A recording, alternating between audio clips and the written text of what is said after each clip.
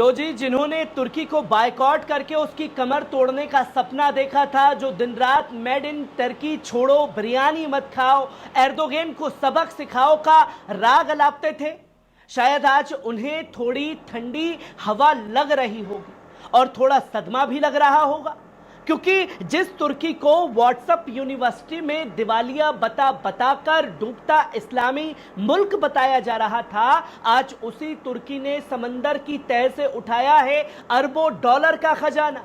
जी हां, चौंकिए मत नाजरीन, काला सागर यानी कि ब्लैक सी की गहराई में तुर्की को मिला है 75 अरब क्यूबिक मीटर नेचुरल गैस का एक नया बेशकीमती जखीरा, और उसकी कीमत सुनकर बायकॉट गैंग की सांसें रुक चुकी हैं।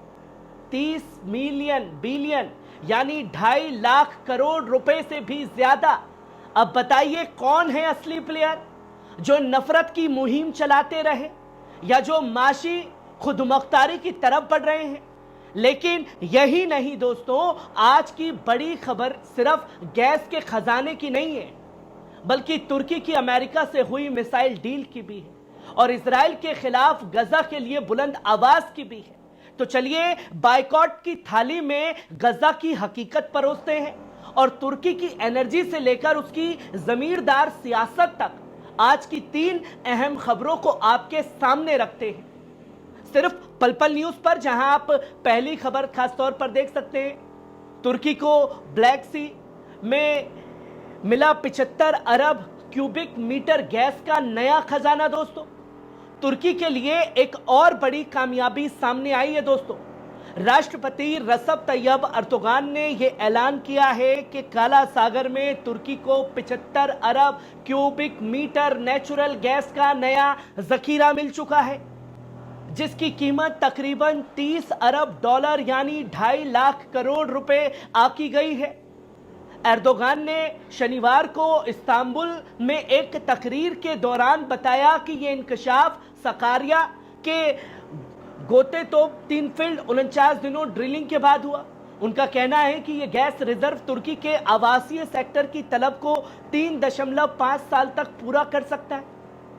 एर्दोगन ने यह भी याद दिलाया कि 2020 में भी तुर्की को काला सागर में 320 अरब क्यूबिक मीटर का गैस रिजर्व खोजा था, जो उस वक्त अब तक की सबसे बड़ी कामयाबी थी।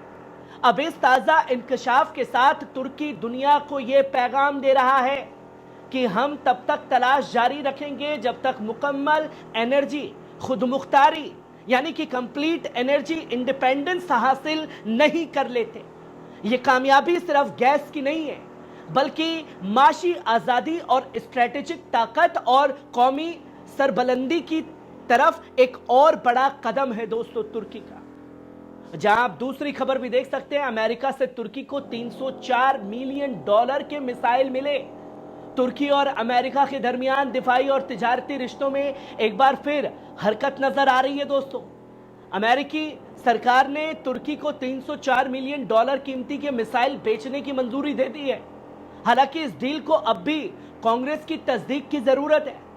इस डील में शामिल है 53 advanced medium range air to air missile, जिनकी कीमत लगभग 225 मिलियन डॉलर है, और 60 ब्लॉक सेकंड मिसाइल, जिनकी कीमत है 89.1 मिलियन बताई गई।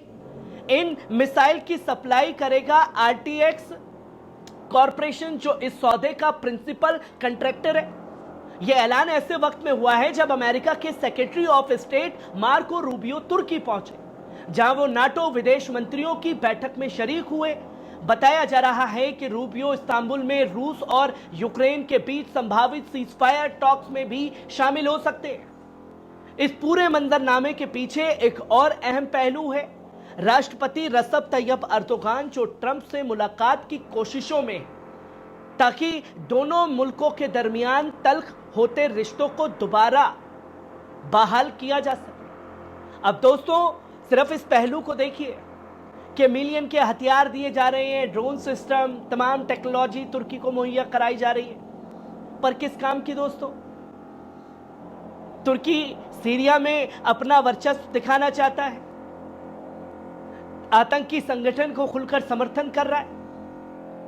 मजलूम लोगों के ऊपर कहर बरपा रहा है। और इसी के साथ साथ जो दुनिया भर के कैमरों के आगे आकर के ये बोलता फिरता है कि भाई हम ये कर देंगे, इजराइल की हिम्मत नहीं है, उसी इजराइल से और उसी अमेरिका से हथियार ले रहा है जो गजा के मजलूम लोगों को शहीद करने का काम कर रहे हैं। मतलब कैमरे के आगे मैं अमेरिका और इजराइल का बायकॉट करूंगा और कैमरे के पीछे एक ही थाली में बैठ करके बिरयानी खाऊंगा और आवाम को बताऊंगा कि मैं अमेरिका के भी खिलाफ हूं, मैं इजराइल के भी खिलाफ हूं।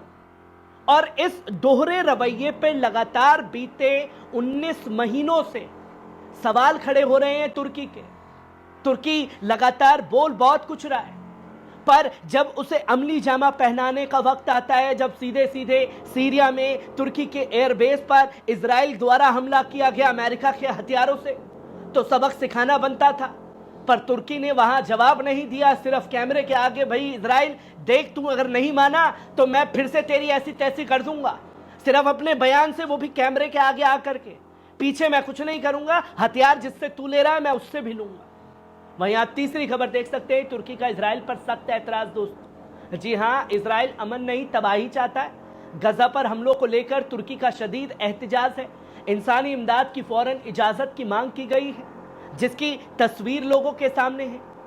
गजा में जारी इजरायली जुल्म के खिलाफ तुर्की ने एक बार फिर सख्त और बेबाक बयान जारी किया है।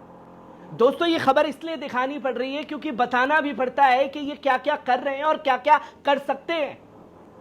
क्योंकि तुर्की एक लौता देश ऐसा है जिससे उम्मीदें बड़ी थी इस जंग के दौरान में कि पूरे मुस्लिम रहनुमाओं का, पूरे मुस्लिम दुनिया का, पूरे मुसलमानों का खलीफा बनने का एक अच्छा मौका था तुर्की के राष्ट्रपति रजब तैयब एर्दोगान के खिलाफ।